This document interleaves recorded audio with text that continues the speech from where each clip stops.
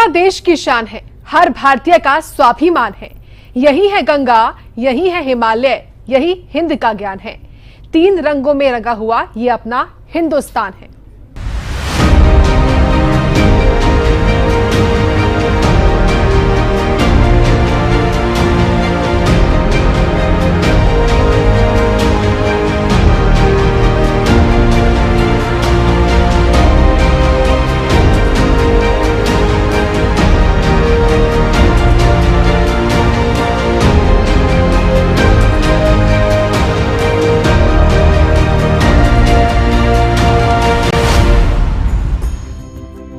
नमस्कार, मैं हूं आपके साथ साक्षी जादौन।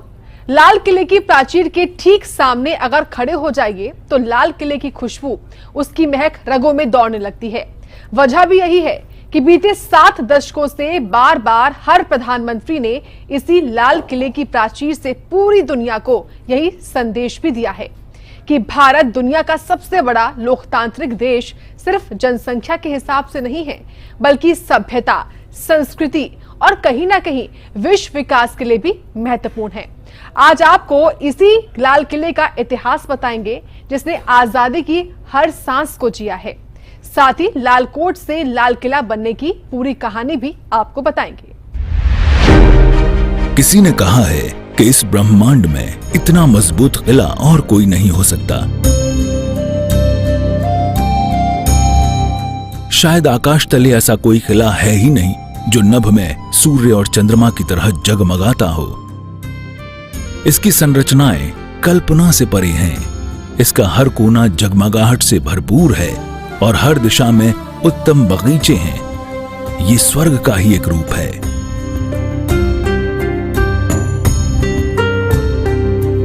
लाल किला एक प्रतिष्ठित स्मारक है जो भारत की समृद्ध राजनीतिक विरासत, स्वतंत्रता और संप्रभुता का पर्याय है।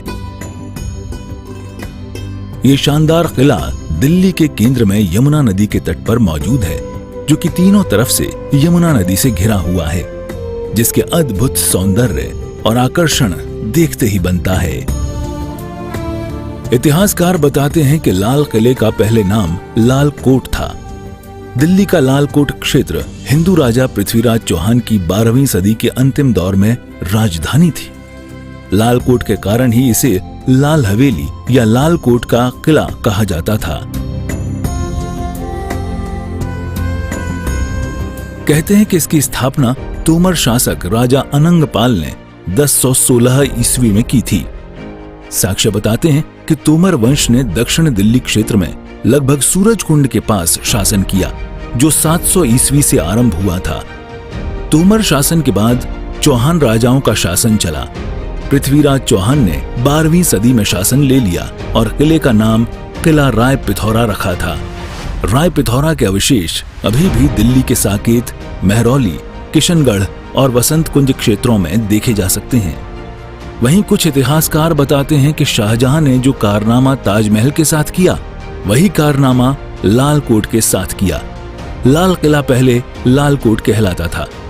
बता दें, दिल्ली का लाल किला शाहजहां के जन्म से सैकड़ों साल पहले महाराज अनंगपाल तोमर द्वितीय द्वारा दिल्ली को बसाने के क्रम में ही बनाया गया था। फिर शाहजहां ने 1638 में आगरा से दिल्ली को राजधानी बनाया और दिल्ली के लाल किले का निर्माण शुरू किया। भारत के इस भव्य लाल किले के निर्माण का काम 1648 ईस्वी तक करीब 10 साल तक चला। आपको बता दें कि शाहजहां इस किले को उनके द्वारा बनवाए गए सभी किलों में बेहद आकर्षक और सुंदर बनाना चाहते थे। इसलिए इस किले के निर्माण में ध्यान देकर इसे भव्य और आकर्षक रूप दिया था। यही वजह है कि लाल किले के निर्माण के इतने सालों के बाद आज भी इस किले की विशालता और खूबसूरती के लिए ये विश्व भर में जाना जाता है। ये भव्य किला बनने की वजह से भारत की राजधानी दिल्ली को शाहजहानाबाद कहा जाता था। साथ ही ये शाहजहां के शासनकाल की रचनात्मकता की मिसाल माना जाता था। मुगल सम्राट शाहजहां के बाद उसके बेटे औरंगजेब ने इस किले में मोती मस्जिद का भी निर्माण करवाया था। शाहजहां के समय की बात है तो इसके अंदर एक मोती मस्जिद है। उस मोती मस्जिद के अंदर, जैसे जब हम जहांगीर की बात करते हैं तो वो कश्मीर के बारे में बताते हैं कि इस पूरे के पूरे संसार के अंदर कहीं जन्नत है तो वो कश्मीर के अंदर है। उसी चीज़ को जब औरंगजेब यहाँ पे थे और औरंगजेब जब लाल किले के अंदर अपनी सत्ता स्थापित करते हैं, अपना स्थान ग्रहण करते हैं, सत्ता में आते हैं, तो उनका एक ये फारसी के अंदर लिखा है, गर फिरदौस बरू रुए जमी अस्त हमी अस्तो हमी अस्तो हमी अस्तो, मतलब धरती पर अगर कहीं स्वर्ग है तो वो यही है, यही है, यही है। वहीं 17वीं शताब्दी पर जब लाल किले पर मुगल बादशाह जहंदर शाह का कब्जा हो गया था, तब करीब 30 साल तक लाल किला बिना शासक के रहा। इसके बाद नादिर शाह ने लाल किले पर अपना शासन चलाया। वहीं लाल किले से जुड़े कुछ तथ्य भी जानिए। लाल किले का निर्माण कार्य 29 अप्रैल 1638 को शुरू हुआ था। लाल किला 13 मई 1648 में बनकर तैयार हुआ था। लाल किला के निर्माण कार्य में उस वक्त 1 करोड़ रुपए का खर्च आया था। लाल किले की दीवारों की लंबाई 2.5 किलोमीटर है। लाल किले की दीवारों की ऊंचाई यमुना नदी की ओर से 18 मीटर है और मुख्य शहर की ओर 33 मीटर है। लाल किले के पश्चिम और दक्षिण दिशाओं के मध्य में प्रवेश द्वार स्थित हैं, जिन्हें लाहौरी और दिल्ली दरवाजों के नाम से जाना जाता है। बता दें, कई भारतीय विद्वान लाल किले को लाल कोट का ही बदला हुआ रूप मानते हैं। इसमें संदेह नहीं कि लाल किले में अनेक प्राचीन हिंदू विशेषताएं किले की अष्टभुजी प्राचीर, तोरण द्वार, हाथी पोल, कलाकृतियां भारतीयों के अनुसार हैं। लाल किले को हिंदू महल साबित करने के लिए आज भी हजारों साक्ष्य मौजूद हैं। यहाँ तक कि लाल किले से संबंधित बहुत सारे साक्ष्य पृथ्वीराज रासों में मिलते हैं। सिर्फ इतना ही नहीं, किले के एक द्वार पर बाहर हाथी की मूर्ति अंकित है, क्योंकि राजपूत राजा हाथियों के प्रति अपने प्रेम के लिए मशहूर थे। 13 मई 1648 को 1 करोड़ रुपए की लागत से बनकर तैयार हुआ लाल किला आज देश की धरोहर ही नहीं बल्कि देश की पहचान भी है।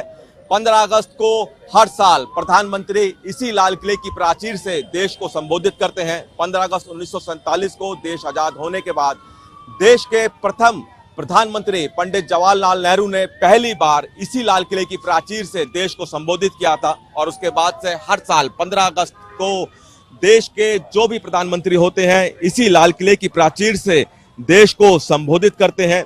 लाल किले का अपना इतिहास है। यमुना किनारे इस लाल किले के कई अहम तथ्य भी हैं।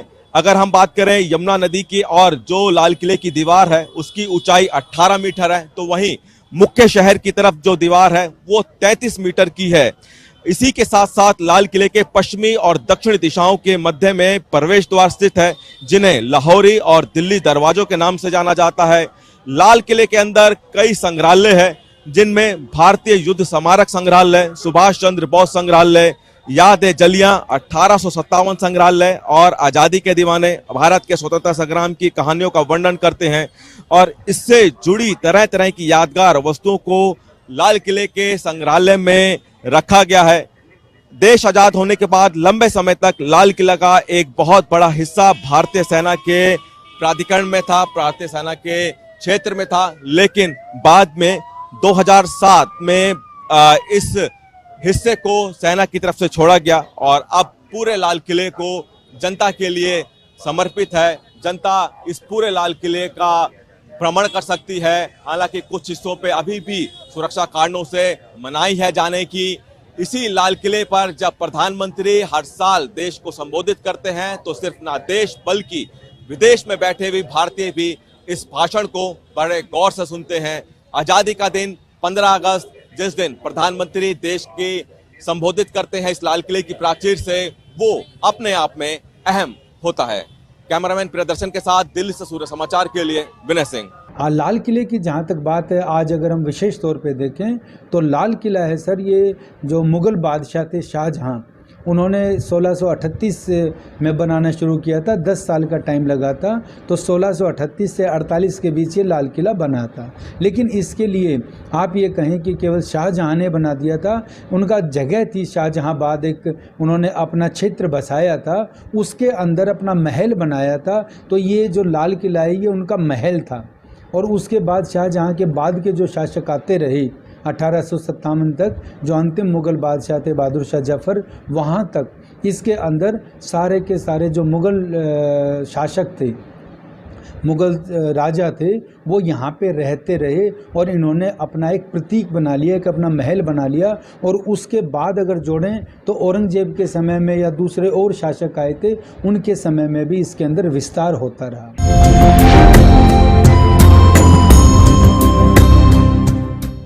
लाल किले की बात ही कुछ और है। ये लाल किला राजपूतों, मुगलों से लेकर अंग्रेजों तक के शासन की गवाही देता है। लाल किला उन ऐतिहासिक इमारतों में शामिल है जिस पर अंग्रेजों ने तख्ता पलटकर कब्जा कर लिया था। लेकिन एक सुबह ऐसी भी आई जब इस प्राचीन धरोहर पर राष्ट्रीय ध्वज यानी तिरंगा फहराया गया। लाल किले के तख्त पर अपनी हुकूमत दर्ज करने का सिलसिला यहीं नहीं रुका। लाल किले की सत्ता को सबसे पहले झटका तब लगा जब 1857 के विद्रोह की असफलता के बाद लाल किले पर अंग्रेजों ने अधिकार जमा लिया था। विद्रोह के दौरान क्रांतिकारियों ने दिल्ली में इकट्ठा होने का केंद्राभिमुखी आवेग दिखाया और इस तरह लाल किला और मुगल सम्राट बहादुर शाह एक साथ विद्रोह के लिए महत्वपूर्ण प्रतीक बन गए। आखिरकार विद्रोह को कुचलने के बाद अंग्रेजों ने इस किले की प्रसिद्धि को नष्ट करने और उसे पूरी तरह ध्वस्त करने में कोई कसर नहीं छोड़ी। उन्होंने परिसर के अंदर कई संरचनाओं को तबाह कर दिया और बाकी संरचनाओं को सैन्य गढ़ों में बदल दिया। बहादुर शाह जफर को गिरफ्तार कर लिया गया और दीवाने खास में उन पर मुकदमा चलाकर उन्हें रंगून निर्वासित कर दिया गया।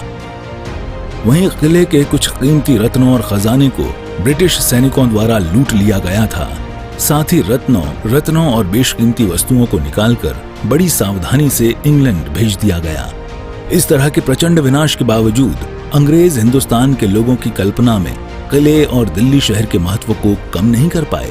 इसके बजाय उन्होंने इसे हथियाने की कोशिश की।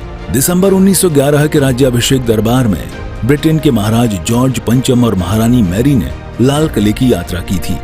वो मुसम्मन बुर्ज के छज्जे से जनता के सामने वैसे ही उपस्थित हुए जैसे मुगल बादशाह झरोखा दर्शन के दौरान किया करते थे। राज्याभिषेक दरबार में ये भी घोषणा की गई थी कि अब से कलकत्ता की बजाय ब्रिटिश भारत की राजधानी दिल्ली होगी। वहीं भारतीय स्वतंत्रता संग्राम के चरमोत्कर्ष पर यह प्रतिष्ठित स्मारक एक बार फिर सुर्खियों में आया।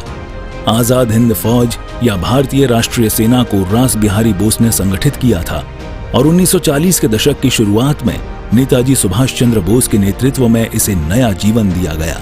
नेताजी ने ब्रिटिश राज से पूर्ण स्वतंत्रता प्राप्त करने के उद्देश्य से दिल्ली चलो का नारा लगाया था।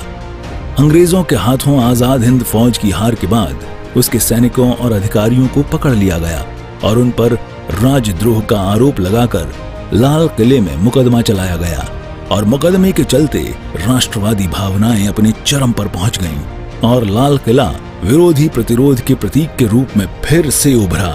जब मुग़ल सत्ता थी यहाँ पे, तो मुग़ल सत्ता में शाहजहाँ के बाद ये हमारा एक महल था और उसके बाद ये एक शक्ति का प्रतीक बन गया था। और उसी शक्ति के प्रतीक में जब आप देखेंगे कि 1857 का जब जन आंदोलन होता है तो वहाँ पे दिल्ली के अंदर जब अधिकार किया जाता है तो वो यहीं अधिकार होता है। और जब अंग्रेज़ भारत में आ जाता है तो अंग्रेज़ भी भारत के अंदर दिल्ली में जब वो अपना शासन करता है तो दिल्ली के अंदर एक छावनी बनाता है, एक कैंटोनमेंट बनाता है और वो कैंटोनमेंट को यहीं पे रखता है। तो ये कैंटोनमेंट उनकी शक्ति का प्रतीक बना। और जब भारत आज़ाद होता है 1947 में, उस समय भारत के प्रथम प्रधानमंत्री थे पंडित जवाहरलाल नेहरू, जिनको आर्किटेक्ट ऑफ मॉडर्न इंडिया यानी आधुनिक भारत के निर्माता के तौर पे जाना जाता है भारतीय इतिहास में। उन्होंने इसी लाल किले की प्राचीर से तिरंगा झंडा फहराया था और उसके बाद से ये हमारी एक प्रथा बन गई कि जब भी ये दिन आता है तो उस समय हम यहाँ से हमारे जो प्रधानमंत्री हैं वो देश की जनता को एड्रेस करते हैं, अपना भाषण देते हैं। 15 अगस्त 1947 को भारत की स्वतंत्रता हासिल करने और भारत की आजादी के बाद सबसे पहले देश के प्रधानमंत्री जवाहरलाल नेहरू ने इस पर तिरंगा फहराकर देश के नाम संदेश दिया था। स्वतंत्रता के बाद लाल किला भारतीय सेना के प्राधिकार में आ गया और 2003 तक ऐसा ही रहा, जिसके बाद किले परिसर का मुख्य हिस्सा भारतीय पुरातत्व सर्वेक्षण में शामिल हो गया। इसके बाद 2007 में किले को विश्व धरोहर स्थल के रूप में घोषित कर दिया गया। लाल किला भारत की संप्रभुता और स्वतंत्रता का स्थायी प्रतीक बना हुआ है। वर्तमान में कई संग्रहालय, जिनमें भारतीय युद्ध स्मारक संग्रहालय, सुभाष चंद्र बोस संग्रहालय, याद-ए-जलियां 1857 संग्रहालय और आजादी के दीवाने भारत के स्वतंत्रता संग्राम की कहानियों का उल्लेख करते हैं और इससे जुड़ी तरह तरह की यादगार वस्तुओं को प्रदर्शित करते हैं। हर साल प्रधानमंत्री लाल किले की प्राचीर से राष्ट्र को संबोधित करते हैं और इस प्रकार देश की राजनीतिक और सांस्कृतिक विरासत में इस प्रतिष्ठित इमारत के महत्व का गायन करते हैं। लाल किला कभी सफेद किला था। ये तो हर कोई जानता है कि दिल्ली का लाल किला लाल रंग का है, लेकिन शायद आपको ये जानकर हैरानी होगी कि रेड फोर्ट कभी सफेद रंग का हुआ करता था। इतिहास में इसका कई जगह उल्लेख किया गया है कि लाल किला का रंग कभी सफेद हुआ करता था। भारतीय पुरातत्व सर्वेक्षण के अनुसार इमारत के कुछ हिस्से चूने के पत्थर से बने थे। जब सफेद पत्थर अपनी जगह से निकलने लगे या खराब होने लगे तो अंग्रेजों ने इमारत को लाल रंग से रंग दिया। कोहिनूर हीरा फर्नीचर का हिस्सा। कई लोगों को इस बात की जानकारी न हो, लेकिन कोहिनूर हीरा असल में दीवाने खास में स्थित शाहजहां के शाही सिंहासन का एक हिस्सा था, जिसे सालों बाद नादिर शाह द्वारा लूट लिया गया था। दुनिया का सबसे कीमती हीरा पन्ना, मोती, हीरे और माणिक जैसे मूल्यवान पत्थरों से जड़ा हुआ था। ऐसा कहा जाता है कि जब अंग्रेजों ने भारत पर शासन किया था तब वो हीरा चुराकर इंग्लैंड ले गए थे और आज वो हीरा इंग्लैंड की रानी का ताज सजा रहा है। लाहौर गेट। शानदार लाल किले के दो मुख्य द्वारों में दिल्ली गेट और लाहौर गेट शामिल हैं। लाहौर शहर की तरफ इसका मुख होने की वजह से इसका नाम लाहौर गेट पड़ा है। ऐसा इसलिए है क्योंकि भारत और पाकिस्तान एक समय पर एक देश हुआ करते थे। आज भी लाल किले के दो प्रवेश द्वार हैं, एक दिल्ली गेट और दूसरा लाहौर गेट। दिल्ली गेट का इस्तेमाल जनता के लिए किले के प्रवेश द्वार के रूप में किया जाता है। बहादुर शाह जफर अपने ही घर में बंदी। अंतिम मुगल सम्राट बहादुर शाह जफर ने 1857 में ब्रिटिश साम्राज्य के खिलाफ विद्रोह छेड़ दिया था, जिसके बाद जब अंग्रेजों ने बहादुर शाह जफर को दोषी पाया तो उन्हें उनके ही घर यानी लाल किले में प्रताड़ित किया गया और बाद में इस इमारत में दीवाने खास में ब्रिटिश अदालत ने उन्हें कैद कर दिया। विश्व धरोहर स्थल। लाल किले को 2007 में यूनेस्को द्वारा अपने ऐतिहासिक और सांस्कृतिक महत्व के लिए विश्व धरोहर स्थल के रूप में सूचीबद्ध किया गया है। भारत अपनी इस वास्तुशिल्प खूबसूरती पर बहुत गर्व करता है, जिसे हम सभी लाल किले के नाम से जानते हैं। 15 अगस्त साल 1947 यानी जिस दिन भारत को आजादी मिली थी, इस दिन का हर भारतीय के लिए एक अलग ही भाव है।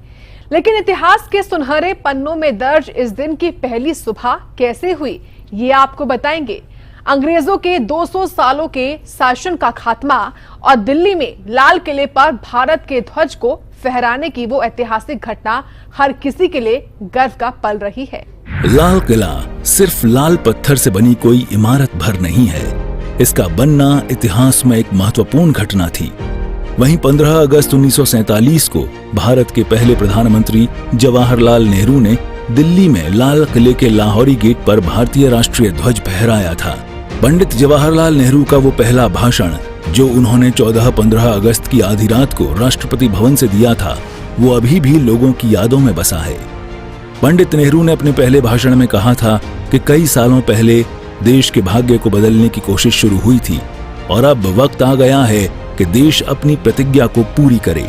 पंडित नेहरू ने अपने पहले संबोधन में कहा था कि आज रात 12 बजे जब पूरी दुनिया सो रही होगी, उस वक्त भारत एक आजाद जीवन के साथ नई शुरुआत कर रहा होगा। वहीं 15 अगस्त 1947 को आजादी की पहली सुबह की शुरुआत बिस्मिल्लाह खां ने शहनाई की धुन से की थी। पंडित नेहरू ने इच्छा जताई थी कि इस मौके पर बिस्मिल्लाह खां शहनाई वादन करें, जिसके बाद उन्हें आजादी की पूर्व संध्या पर ढूंढकर बुलावा भेजा गया। इसके बाद बिस्मिल्लाह खां और उनके साथियों ने राग बजाकर आजादी की सुबह का संगीतमय स्वागत किया था। इसके बाद पंडित नेहरू ने ध्वजारोहण किया था। देश भर में जश्न का माहौल है। आजादी की पहली सुबह पर भी देश में भारी उत्साह का माहौल था और उस वक्त भी हजारों की भीड़ लाल किले पर जश्न मनाने के लिए जुटी थी।